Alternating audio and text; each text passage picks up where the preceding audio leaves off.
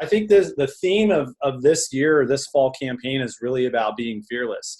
You know, a lot of our country has really lived in fear the last few months just because of the uncertainty, and it makes sense why it's happening.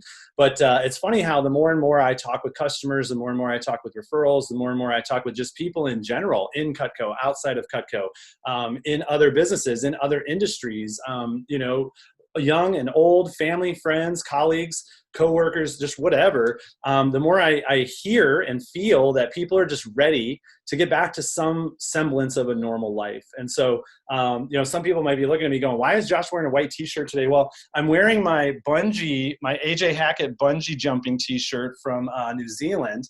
And I love the message that's on the back of it. I wanted to wear it specifically for this meeting today. And it says, live more, fear less, right? I also read into that it says, live more fearless. So it is our choice this fall to decide how we approach what's going on. I've been through many experiences where things weren't going as I planned them out to be. Those experiences have been really tough for me.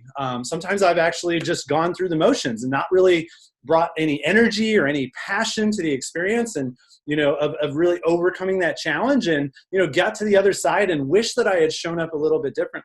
Other times I've brought faith and I've brought focus. You can call it the miracle equation. And I can tell you that more often than not, I've hit my goals, and it's been a lot more fun when I've decided to really step up the focus and the energy, and I've decided to put forth extraordinary effort, and when I've maintained unwavering faith day after day, week after week, month after month, all the way until the very end. I believe we all have a choice this fall. Even though it may not be the plan that we had earlier this year that included state fairs and home and garden shows and, you know, all these big things that we were going to do that we've come to rely on and that have become part of our routine or our tradition, if you will, for years now, the reality is that we still have a decision to make. And that decision comes down to a simple question. Do we go after our goals regardless and simply find a different path to those goals? Or do we give up and wait until next year? One helps us thrive, while the other, there's no guarantee that we even survive in this business. And so I know which one that I'm choosing, and I'm choosing the one that is going after my goals and finding a path toward them, regardless of what my plan was.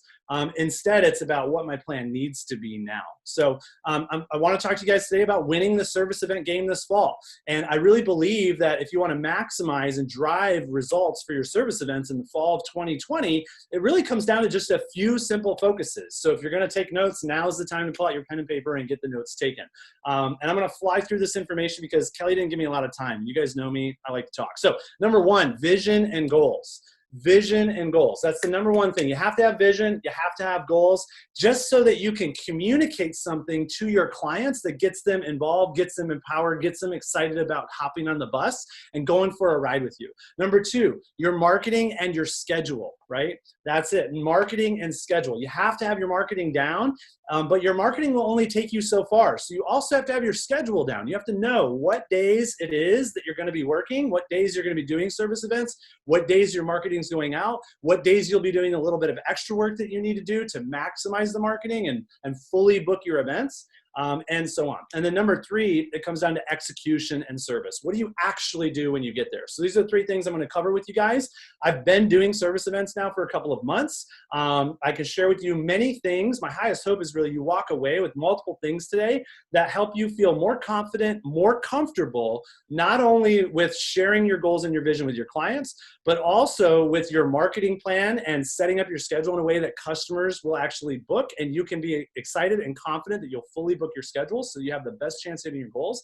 And ultimately that when you get to your service event, you feel most confident and most comfortable executing those at the highest level, serving your clients at the highest level, so you're positioning yourself to get the best results possible. So let's dive right in. Number one, vision and goals. All right. What do you want to achieve this fall? That's it. What do you want to achieve this fall? Write it down right now. What's the goal? I know my goal is really simple. I want to do the same thing I normally would do when I'm working the state fairs, even though I don't have the state fairs. I've literally said that to like 50 people because I'm in the middle of a sale promotion following up my customers right now. I've literally said it to like 50 people over the last, 7 days, probably 100 people over the last 7 days, 50 people in the last 48 hours. And every single time I've said it, people have gone, wow, holy smokes, right? I'm like, yeah, exactly. And that's the reaction I want. Whether I hit the goal or not doesn't matter. What matters is the reaction I get from my clients. So what's your mentality going into what's normally our biggest season of the year? How will achieving your goal make a difference for you and your clients and your family, your friends, and your colleagues? How does what you want to achieve align with your values? You know, if you throw in the towel, go through the motions, and hope things work out, my mentor always tells me, hope's not a strategy. So don't hope things work out. Instead, do something, do everything you possibly can to make sure things work out. And if they don't, at least you get to the end and you know that you gave it your all. You gave it your best. So, you know, maybe for you, it's replacing your normal sales. Maybe for you, it's proving what you're capable of. Maybe it's showing that it's not the fair that makes you successful, but it's you that makes you successful. It's important to know not just what it is that you want to accomplish, but why you want to accomplish it, because that's what ties people in. When it's about something greater than yourself, when it's about the difference it makes for hundreds of workers at the factory, the difference it makes for you and your family, the difference it makes for you achieving your goal of becoming debt-free or buying a house, instead of delaying those things just because of, you know, coronavirus. It's up to you. The more empowering your vision is, and the more you share your goals, the more likely you'll actually achieve everything that you want this fall, with or without the fairs.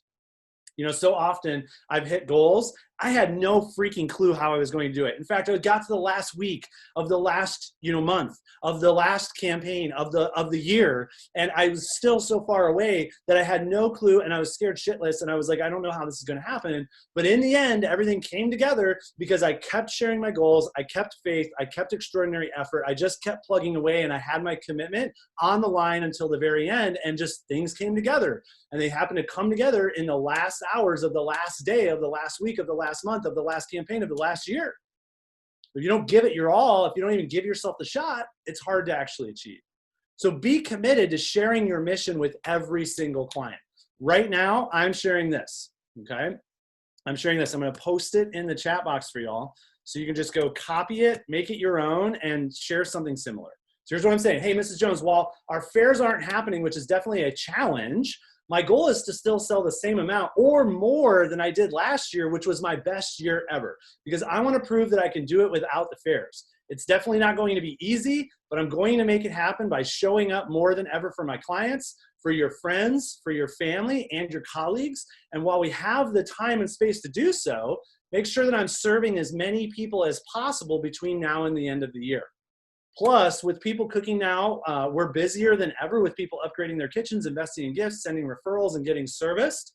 So it's a perfect time to be taking advantage of me, because not only will you be helping yourself, but you'll also be helping me do something that I've never done before without the fairs. That gets people tied in. They're like, oh my gosh, this really sounds cool. I want to be a part of it. Or they just tell me straight up, I don't give two shits about your goal, Josh, so stop telling me about it. And that's cool. At least I know where they're at now, right?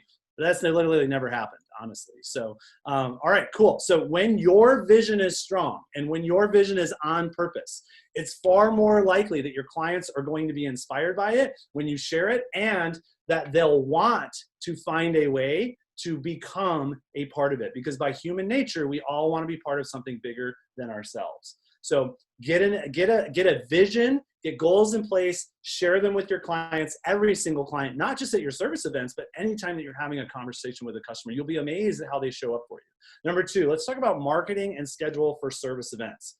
Step by step, I'm going to walk you through exactly what I do to set up my plan. I've already got my schedule locked and loaded for the rest of the fall campaign.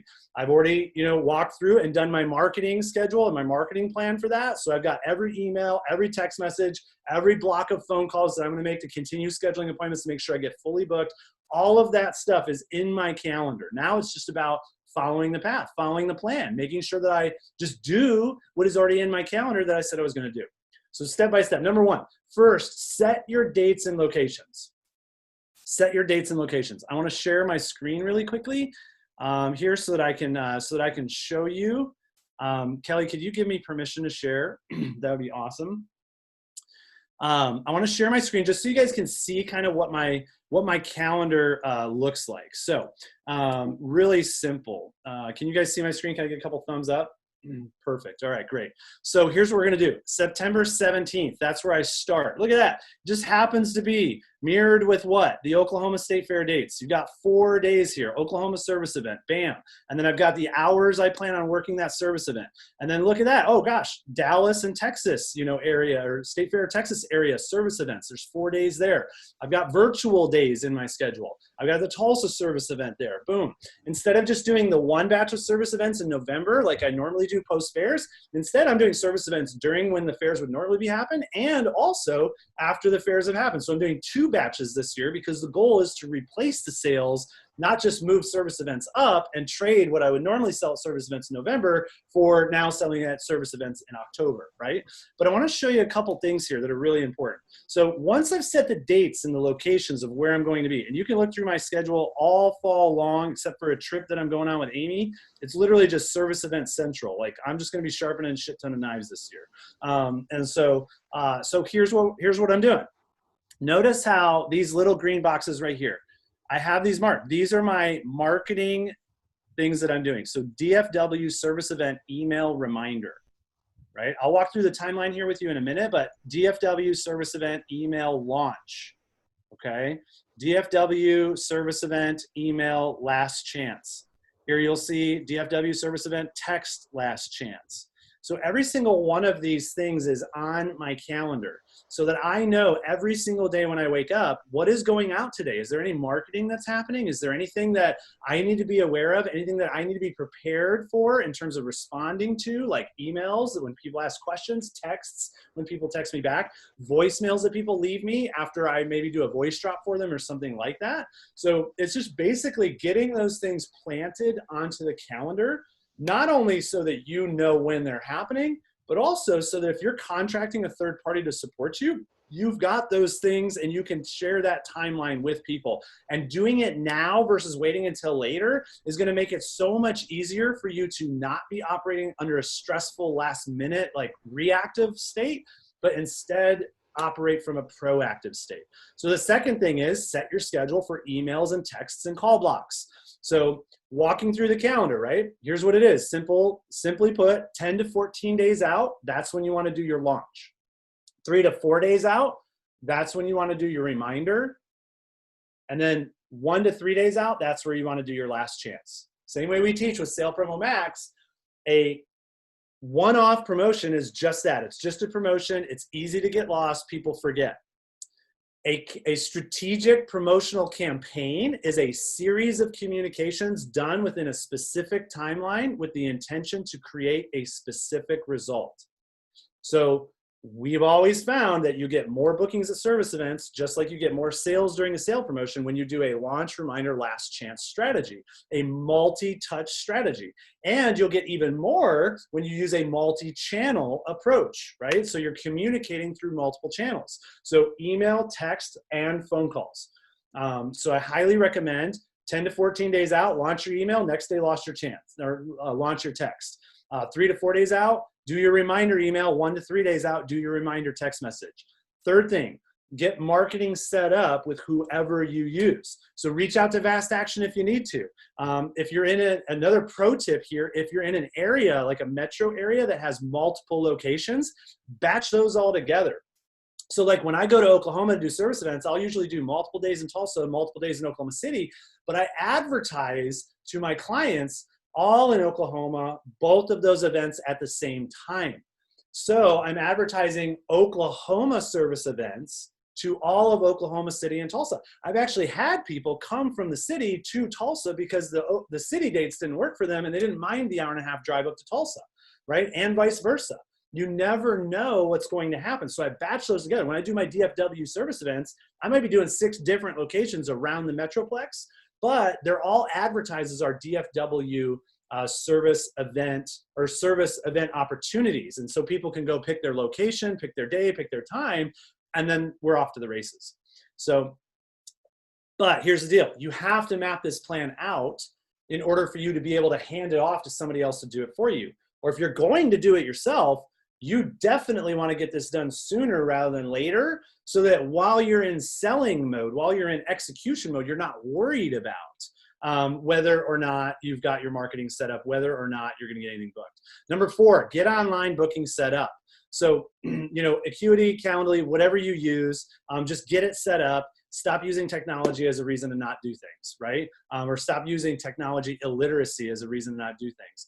Make sure that you have an intake form that has questions on it. I'm not going to review those questions, but if you want to know what those look like, let me know. I'll be happy to send them to you. Add this question. I got this from Brandon Brown. Really glad I added it. And it's just a question. What are you needing or interested in accomplishing during your service appointment? Okay. By doing this, you then put a multiple choice, you give them multiple choices to pick from. And what happens is you put yourself in the position where you can identify before the customer even gets there. And I just posted what this question is and what the choices are in the chat box. You give the customer the opportunity to choose sharpening, see or hear about new packages and programs and specials, place an order, or bring a family or friend, a friend or family member to see Cutco. And customers could choose all 4. What's great about that is that before they even show up, before the day even starts, you can go look at your intake forms for every single appointment. And you can be like, oh, cool. I'm going to set my intentions to be fully focused with this lady. She's not even bringing any knives. She's just coming in to shop with her friends and family. You never know. Number 5, update your confirmation emails. So there's a couple important things that you want to put in your confirmations, whether you're using Acuity or Calendly, or you're sending out your own manually, or you're doing a little bit of both, right? Make sure that your confirmation emails have a few things in them. Number 1, verbiage that promotes sanitation. Number 2, verbiage that shares you've been staying safe and healthy up to this point. Number 3, asking them to update you if anything changes with them.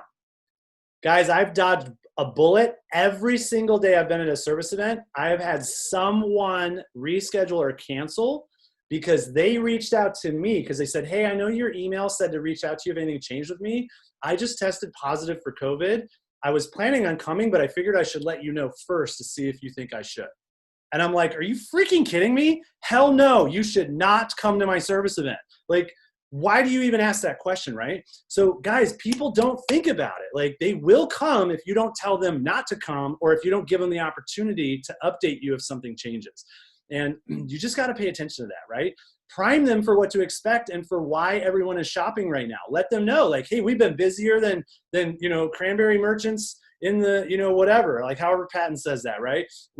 So tell them you've been busy. Tell them because people are cooking more than usual. Tell them because people have been traveling less and spending less eating out, that now is the time to invest in Cutco, and that your customers are consistently choosing to invest it with you because it just makes sense to get all the kitchen stuff they're planning on getting anyways while they have the extra money in the bank. And then include a link to the largest, most exclusive giveaway in our 71-year history as a company. If you guys are part of the giveaway, like if you're signed up to be part of the thing that we put together for y'all, be promoting that in your confirmation emails. Give them a link so they can go see the promo document and they can go see what it is that they've got a shot to win and how it is that they can win. Give it to them in advance. Don't wait for them to get there to tell them about it. Tell them about it up front. So, because who knows, they may not plan to bring a referral, but then they see that and then they bring 3 referrals with them.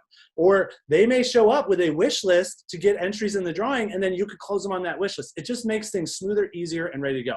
And then put in your PS, right? At the very end, PS, ask for referrals. Whatever your referral asks, Chelsea's got one, Alicia Andrews got one, I'm using one. If you got an email from me, just go copy it out of my signature. I don't care. But get something in there. And then 6th, start making calls right away. Once you've got your plan set, start making calls right now, guys. Seriously. Like, get people booked. I am already booking people. Actually, I'm not booking people because we don't have the locations, so I don't have my Acuity set up, but I've already got like 15 people on a wait list for each one of my service events that I'm running in each area that I'm running them in. Because I'm calling people to be like, hey, sharpening, you're due. Do you want to schedule this fall, or do you want to wait till the spring? This fall? Okay, great. My next event's coming up. Put you on the wait list. You'll be the first person I call so you get a spot. Who am I calling? My best customers, my gold clients, the people who are most likely to buy the most from me, right? So start with your top list and your gold list.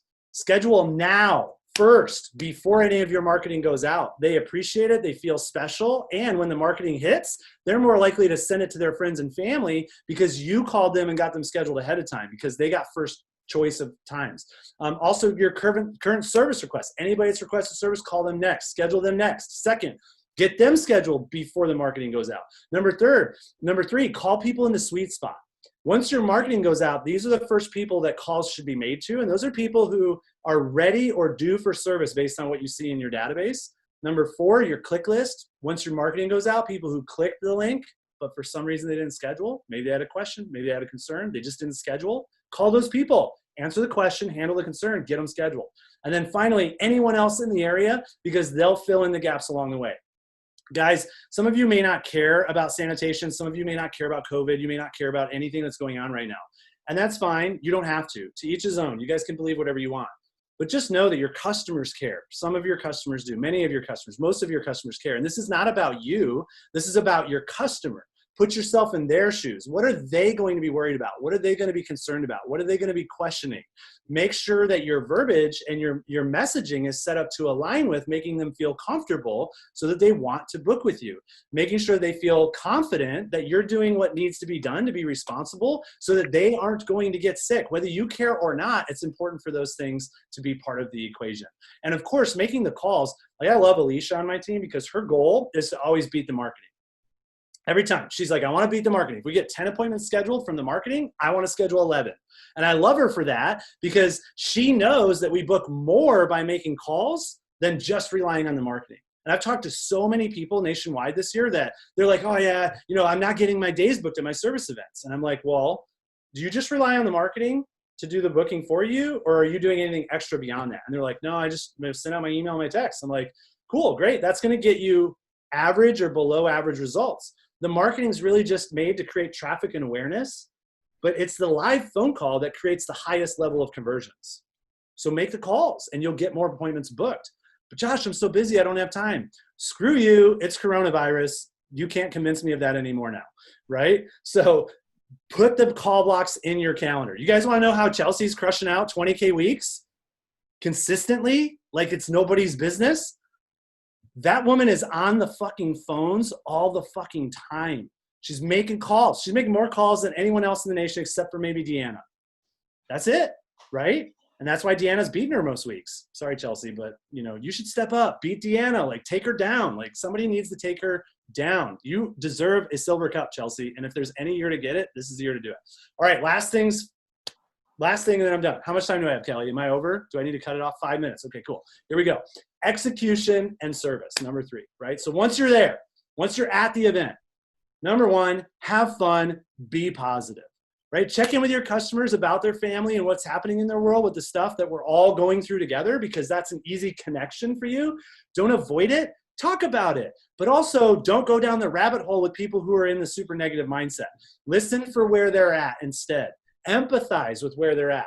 You don't have to agree with people, but do show some form of understanding to their perspective so that they feel understood. And then move the conversation forward. So what do you do next? Get focused on vision and future, right? One of the key core foundational skill sets of coaches that are really great is that they will listen to people and what they're dealing with from their past, but a great coach will get you into forward thinking.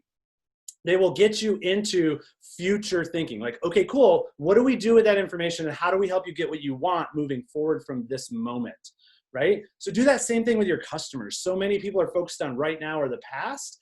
It's our job to get them into the future and the vision and the inspiration of what they could be accomplishing. So get them focused on that. Frame the rest of your time with them. So, hey, I'm going to take care of your knives. I'm going to share suggestions with you based on what I see. We're going to check out the new packages and the programs. We're going to make your wish list. We're going to look over the specials, and then we're going to get you your knives back to you. It's that simple, right? So frame the rest of the appointment. So you connect with them, build a little rapport, find out how them and their family are doing, right? And then you just do these things. Frame the rest of the appointment. Give them an expectation of your process, and then follow your process. So first things I do, I get them to fill out a testimonial. Why? Because I want to get them in the mindset of why they love Cutco. Do I need more testimonials? No. I literally have over 1,000 handwritten testimonials from the last 4 years of doing service events. but I still have everybody do it. What if they came to a service event every year for the last 3 years? I don't fucking care. They still fill out a testimonial. Why? Because mentally, I want them in the mindset of why they love their Cutco, why it's the best investment they could be making right now. And I want them thinking about gifts, family, friends, themselves, upgrades, and how much they trust me based on how I've helped them get more stuff down the road and they love and why they love it, right? Because that's the best place for them to be when we go into the sales conversation.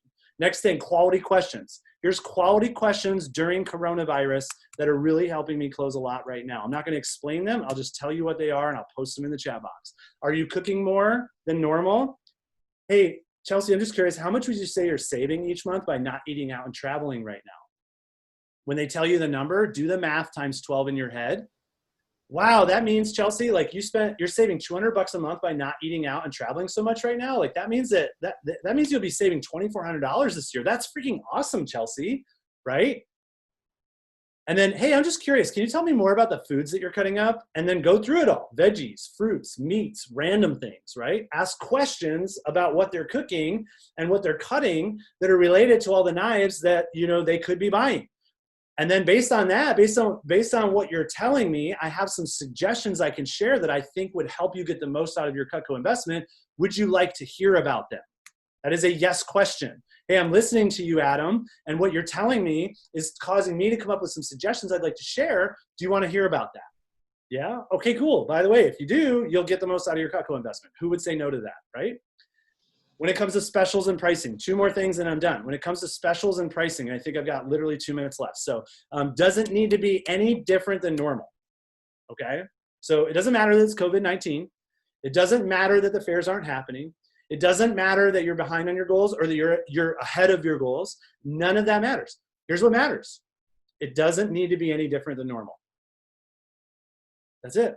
Do the normal specials you would do, but just put in place why these are the specials. Hey, because of everything going on right now with the pandemic, and because we have so many customers looking to support American companies, and people are cooking more than normal, so they're wanting to upgrade their kitchens, we've got some great packages and pricing that we're doing for our preferred customers and their friends and family. It's that it. It just needs to be framed as exclusive pricing we're doing to support and reward our clients who want to support American, who want to support local businesses, and who are willing to make the investment. And then when you're doing the specials and the pricing, promote the giveaway. Guys, I had a lady today go from a $100 knife to a $700 order because she was like, oh, if I buy 3 other knives, then or 5 other knives that you're telling me I should get anyways eventually in the future, then I get 8 chances in that drawing versus no chances. And then I was like, yeah. And she's like, that's freaking awesome. Let's do it. Okay, I had another lady who she was buying a chef knife, a cutting board, and a sharpener, just enough to get in the drawing. And then I was like, hey, by the way, I'd recommend this 5-piece set as a gift. I'll give you the cutting board and sharpener for free. Plus, you can get the cheese knife included that you want for your own set at this price. And I was like, by the way, instead of getting 1 chance in the drawing, you're getting now 5 chances in the drawing. So you have 5 more opportunities. And she's like, oh my gosh, no brainer. Let's do it. Right? So if you're not promoting the drawing to your clients yet, I highly recommend that you do if you're part of it. And if you're not part of it, get your own drawing set up or let me know and I'll give you details and you can join ours. But whatever it is, like make sure you're promoting it. Leverage that bitch to your advantage. Tell every customer about it. Let them know referrals, orders, and helping their referrals place orders is what's going to get them the best chances of winning these huge prizes. And the last thing I'll share with you, be set up for sanitation. If you want to execute at the highest level, you want people to walk in the door, feel completely comfortable and confident that you're taking care of them and their best interests, be set up for sanitation. Have a mask and use it. Have hand sanitizer and use it. Have wipes and use them. Even if you're not concerned, many clients will be. So be aligned with that out of respect for them and their families. Out of respect for the fact that you're being exposed to more people than they are. And so you're more likely to get exposed. So it just makes sense to take the extra steps. So kudos to Carlton. Appreciate your mask, man. I don't feel the need to wear a mask out in public all the time, but I do it anyways because my wife cares and my team cares and I respect them.